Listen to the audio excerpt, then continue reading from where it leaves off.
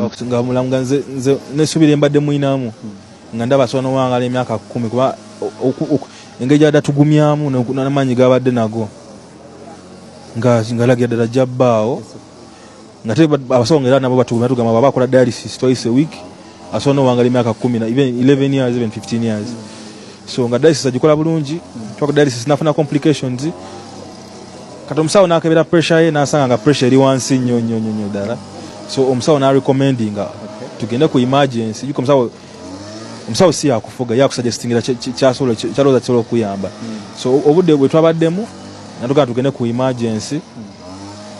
emergency tufune obuyambi obusingako ku emergency nga tulinde obuyambi kwa basawo ba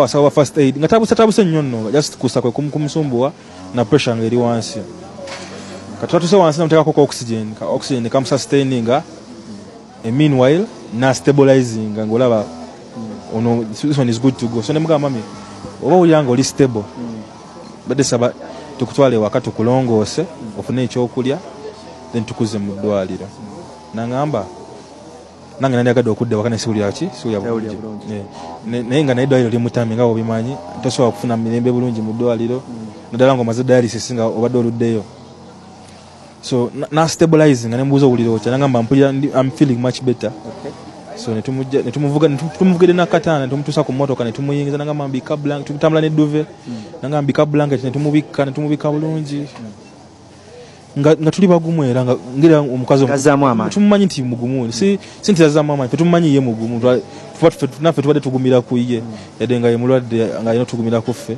nafe tubadde tugumira ku ye na atandika obulira bubi ddala nenvuga motoka paka waneeno netutuuka netumugjamu tumutwala omulongoosa twali tumulongooseza mu kinaabiro nakyuka mu mbeera like mu ngeri gyayogeramu ne action ze nezikyukamu nabeera so intimate nga ngeri gyankwatamu si engeri gyabadde nga nkwatamu bulijjo engeri gyayogera nange ngamba Fred kubira omusumba kubira mama tesawa zino kakugambye okubira omusumba okubire ne mama ndukira omusumba namusabira nga nagamba Isaac amukwate mu kifuba amusabire netusaba naye nimalo omusumba mwamukubide essimu twamukubide nakwata essimu omusumba amuta prophet Isaiah netumala omunaza bulungi nanga Fred siri bulungi munzizeyo mu ddwaliro namugamba kakasa netugirinyirawo emmotoka tate twagirinyiddewo actually sorry wangambe netutandikirawo mwambaza kati nze mmangendo kyusa empale gye mbadde mwada gyonoonyeeko mmangendo kyusa empale ntuuka Isaac nga mukutse nga takyali stable bulungi ng'akankana amaaso gatandise okwezingazinga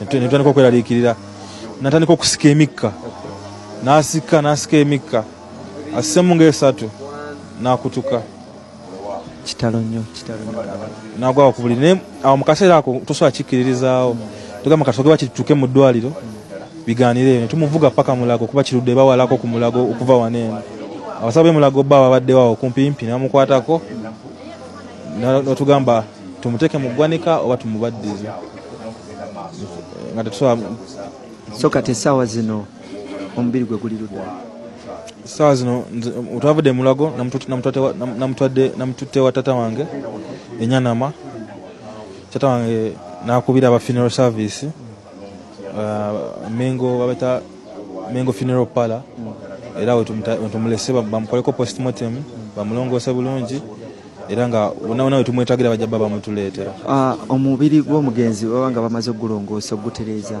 gugenda kusooka wa sibiinako kumanya ebyo kuba ebisinga wano babinzigyemu nebagamba njira nzikakkana kitalo nnyo ddala nga tuvudde ku bya Evelyn Lagu okufa kuba ye yafudde tagenda kudda ye yafudde kino kituwa kyakuyiga ki kuba tugenda typinga RIP kitalo nnyo inna lillahi wa inna ilaihi rajiuna Evelyn Lagu yafudde era nze woolaba mbadde ngenda kufuluma ngende nkole enkuba yine etonya nnyo neŋŋamba Evelyn Lagu afudde nga sikikkiriza naye ng'ate era kituufu naye nga tuvudde ku ekyo nti nno Evelyn Lagu yafudde. Gwe mwana Adamu ffe ng'obusiramu bwe butulagira tufunamu kyakuyiga ki? Kullu nafsi dhaikatil maut. Buli mwoyo gwonna gwonna gugenda kukombezebwa ku kufa. Oba oli mugagga, oba oli mwavu, oba oli munaku, oba oli mukopi, mugenda kufa. Mulekerawo okulyaza amaanya bannammwe n'okwata ttaka lya munno miskini n'olitwala n'oyingira poloti ya munno n'ogitwala munno akuwoza akasente okatutte munno akubeereddewo mu mbeera embi gwe munakuwaza abantu. Wallahi ono mukoka yagenda okutuyingira nga tuyingidde mu mwana ndaani.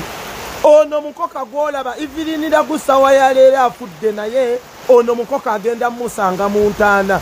Muve mu binene ebyokweyisaako akawero. RIP, rest in peace. Wallahi kati ekisigalidde eriye ne mungu we byakoze ku nsi. Emirimu gy'emirungi gye gigenda omweyimirira, emirimu gy'emibi gye gigenda omusuula. Bino bye tugenda okusanga enkuba yina etonnya nnyingi nnyo, naye olowooza agenda kukyala oba agenda kunywa kyayi oba agenda kulya pizza. Kullu nafsi dhaikatil maut. Buli mwoyo gwonna gugenda kukombezebwa ku kufa. So gwe ali eyo, ffe nga ffe mu busiraamu mu kufa tufunamu kyakuyiga nti munnange sisaala, Allah tagenda sonyiwa swala. Nti munnange ndyazaamaanyizza muganda wange, ndi ku kyeyo mpeereza akasente kange muganda wange akalidda nnakuwazza mu nnaku gye mpitamu. Amazigo omwana Adamu oyo gwakaaba kadaama sekadaama, wallahi ogenda kugasasulira. Kati kitwale nti Evelyn Lagu ekifaananyi kyalimu gwakirimu, olyazaamaanyizza munno, golooza sente ogenda nazo, olowooza banno boologa ogenda n'eddogo wansi eyo baga ogenda kuwangaala myaka na myaka abantu botta. Oyo mukoka agenda kutusanga. So gwe wenna ali eyo nga tonnagamba mbu rest in peace Evelyn Lagu, kituufu ye yafudde tagenda kudda era tuli banakuwavu. Naye gwe weeteeseteese otya okusisinkana Allahu? Tosaala, tosiiba, gwaloga banno, gwalya sente z'abanno, obbye amataka g'abanno, ossa abantu ku kyalo, effitina efuuse effitina, gwavuma gundi ne gundi, awemula gundi ne gundi. Basiraamu uyo mukoka wallahi nga bakutaddeyo bakuzinze mu sanda bbiri ku duniya oli mu kubba amapoloti g'abanno. Bakuzinze mu sanda bbiri ku duniya oli mu kutwala sente z'abanno, gwe mulyaza amaanyi akyasinze. Uyo mukoka wallahi ono yagenda okukuyingira. Kullu nafsi dhaikatil maut. Buli mwoyo wano bagenda okusima wano woolaba bakuteekeyo. Tuve mu bya rest in peace. Naye gy'olaga weeteeseteese otya? Gy'ogenda wallahi enkuba yiye etonnya yegenda okuyita mu nnyindo mu kamwa. Abasiraamu mwetereze, mulekerawo okulyaza amaanyi abantu. Ffe mu busiraamu omuntu waafa tufunamu ekyokuyiga. Ffe mu busiraamu omuntu waafa twekuba mu mutima ne tugamba afudde. Golowooza afudde kisolo? Afudde si muntu, nange ndi muntu. Bye byange. Rest in peace Evelyn Lagu. Allah akusonyiwe ebyo byakusobako, ate era Allah akutaase. So omuntu waba afudde tetukitwala nti kibi. Omuntu waba afudde tukitwala nti Allah bw'atyo bwageze. Yuhyi wa yumitu, yawa obulamu ate era yajjawo. Mubashira wa nadhira, ye musanyusa ate era ye mutiisa. Nti walala ogenda wulira nga balina birthday wali nga bafiiriddwa, n'ababadde ne birthday ne bafiirwa nga bafiiriddwa ejjo bali mu masanyu. Yoyo Allah. Kullu nafsi dhaikatil maut. Buli mwoyo gwonna gujja kukombezebwa ku kufa, naye gukombezebwako ku kufa ogenza otya eri Allah? Byebyanga. Assalamu alaikum wa rahmatullahi. Bibyo munnange ate byabaddewo nga omugenza akutuka oba nga avambula mu bwensi eno, naye katongere okusaba abafamire wamu n'emikwano Omukama abagumira, naye munnange amuwumbuza emirembe. Ate biba bbato ya Shiba Kalungi ne Sindi Sanyu Mukwano, ekituufu kino kizuuse mbu birimu Jeff Kiwa ayagala kusuula Shiba Kalungi nga we yakola omugenzi mu leediyo n'ewizo manizo. Banaye katubirabe wano waliwo abireese obukakafu ye era nga abikakasa nti Jeff Kiwa yali mu kino ekintu. Banaye mbalamusizaako eno vidiyo mugintambulize entuukire ku Shiba Kalungi. Shiba Kalungi nkulamusizaako, obubaka bwange bwe ngenda okubuulira bwa mundamuko naye bunoonyerezeeko olabe oba kituufu oba si kituufu. Nange nzizaawo nenkola okunoonyereza kubanga ng'omuntu kyova olabanga mbadde ebintu bino saagadde byogerako. Ekyamazima kiri nti mwayawukana ne Jeff Kiwa tebyajja mu mawulire. Jeff Kiwa yakuleka n'ogenda nga temukayanye waawo muyinza okuba nga mwakayanira eri munda eno mu bantu tetwabiraba. Jeff Kiwa kye yali afa ensi erema obutamulaba nti naawe akayanidde ennyumba yo naawe akukayanidde nga we yakola Lady and Wizo gwe naakuleka n'ogenda naye ng'akimanyi mu myaka 2 waliyo omupango semapango gwe guno kankuzeemu Katonda emabega. Jeff Kiwa Lady and Wizo baamugoba baamuswaza nnyo ate yaggwamu nnyo amaanyi n'agamba alina okulwanyisa abaana abo paka ku ttaka Lady and Wizo atya n'afuna ggwe nga tolina talent era naye ng'akimanyi togiyina oliŋŋaŋŋanzi naye n'afuula ekyokulwanyisa eri Lady and Wizo. Lady and Wizo bawulira nga bakayana nti ennyimba zaabwe tezikubibwa ku malediyo, ennyimba zaabwe tezikubibwa ku mativi, waliwo asasula. Banange simu yange yanonese naye tugende n'ekyo. Waliwo asasula okubanga ennyimba zaabwe tezikubibwa. Ennyimba zo nnyingi tezandifuuse hit singa Jeff Kiwa teyaziteekamu nnyo ssente ku malediyo ne ku mativi tezandifuuse hit.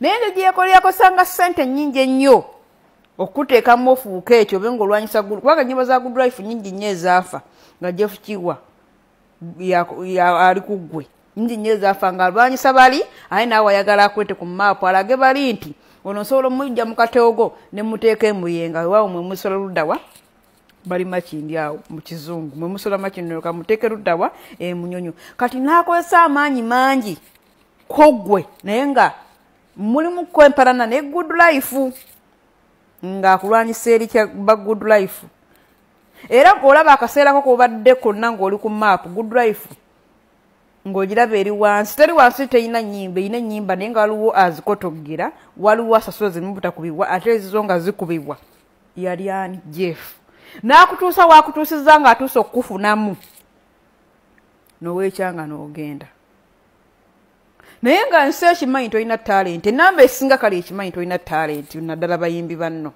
sindi yaguli yakwekiseeko n'akusaba bato n'ogimumma naye kyava ku Jeff nga bamanya ekituufu kati we wavuga tekubona weyawukana ne Jeff nga kutaddemu ssente nnyingi woolina otuukira okuzizza abayimbi nimukikola nnyo noweejaka n'ogenda oli nadda ebbali n'azinga emikono waati weppa n'akuleka nze ndowooza yakupulaningira n'afuna gundi eyo Victoria Senior University nejja ne yeefuula nti ekusayininga banange essimu yange yonoonese naye tugende n'ekyo kase eddoboozi livaayo nejja ne yeefuula nti ekusayininga n'ekusayininga ne wayitawo akaseera katono nti mugenda tegeka ekivvulu ne baagalamu omuliro naawe abamu abakwetolodde abamu balabe obo abamu bakolera Jeff naye tomanyi ne balukusuulamu nti ogende weepankire ku Shiba sole ku Sindi oyogera nnyo tolina kawoowo mu kamwa ekikujjira ky'oyogera tomala kiseesinga nti kino kinanswaza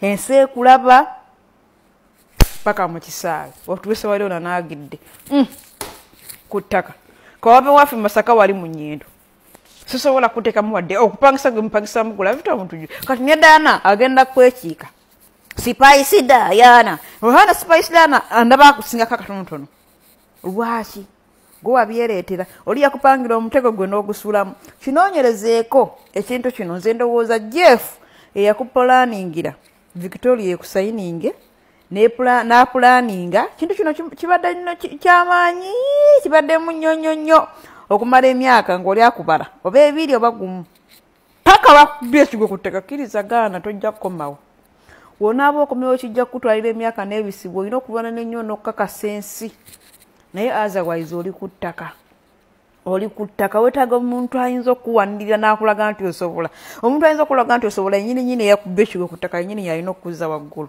naye noono yakikoze akigenderedde alaga abantu nti mu music mulimu abantu bangi abakuba ebigoma dududu naye nga si bayimbi mukotogedde ebitone by'abantu abalina amaloboozi mukotogedde abantu abalina talenti abasobola okuyimba lwakuba tebalina ssente zebapushinga mwe abakuba ebidandali ba Spice Diana mmwe baani mmwe ne muyitawo kati essaawa omwana abalabise naye sooka okinoonyerezeeko ekintu kino jeff wayinza okuba yapulaninga university eyo eyapulaninga n'ebibala gye bawula kusuulemu bakugamba esindi omale ogwe sente zo ziggwereyo awo kansuubira ontegedde meseji yange waawe osobodde gyogera nga mbadde nina gyogera kubanga esimu yange yenoonese kuba kati I don't know. I'm still fine, by the way.